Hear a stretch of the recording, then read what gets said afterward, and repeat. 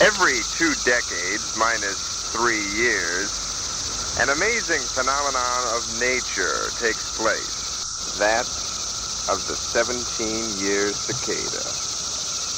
The cicada has just awoken from his 17-year slumber. Notice that he's still kind of larvae-like.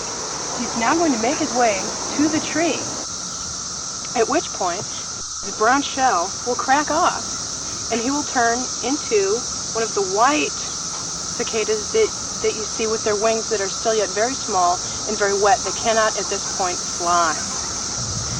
Notice this one has finally made its way to the tree, where it will cling itself to the bark and crack like this one, thereby extricating itself from its shell, which it has been in for 17 years. This one, notice, has just cracked from its shell. It is beginning its process of aging, and it will become mature enough soon to lay eggs in the tree, which will eventually hatch, fall off, and go back into the ground to begin the 17-year process. Notice this grouping here. It catches the locust, or the cicada, excuse me, in all its stages of development. This one has just come out of the ground. This one finally made its way and is starting to crack out. This one is starting to come out of its shell. And this one right here, why, this one is on its way. Ooh, look at that. What will happen is one of the males, the first to crack open, will get back up the tree after its wings have dried and has hit that black stage with the red eyes. And it will climb back to the tree, and when its wings are dry, it'll begin that clicking sound that is so familiar to anyone who has lived through this before with the cicadas.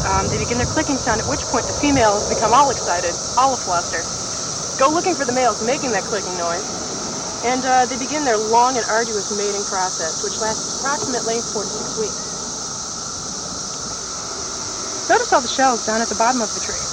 Keep in mind that there are approximately 1 million cicadas per square acre of land just in the western suburbs alone. This is one tree, and this is the first or second day that they've been able to come out because the weather's been dry and it's sunny and warm. And this is just the beginning. There'll be millions more. The shells will be ankle deep. It's a mess. This one here is very nearly mature. Its wings are not yet dry. Once the wings are dry, it'll begin to be able to fly. They'll be zooming around. Then they'll go up to the tree and make that clicking noise. They need to be fully dry before they can make the clicking noise to attract their mates, and then they mate and lay their eggs and fall off the tree and start all over again.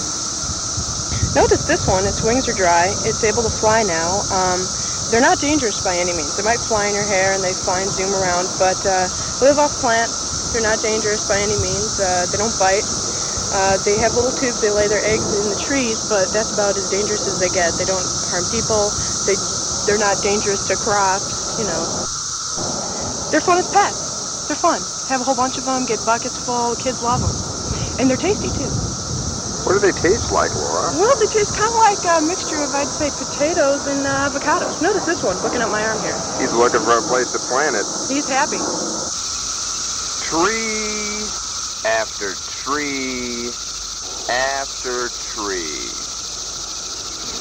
This amazing phenomenon of nature.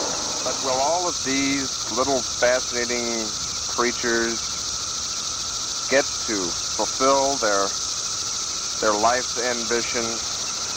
No, most of these guys will fall prey to birds and dogs and cats and ants, and of course, the human foot.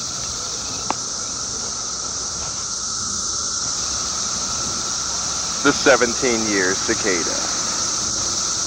See ya! About 17 years, dude.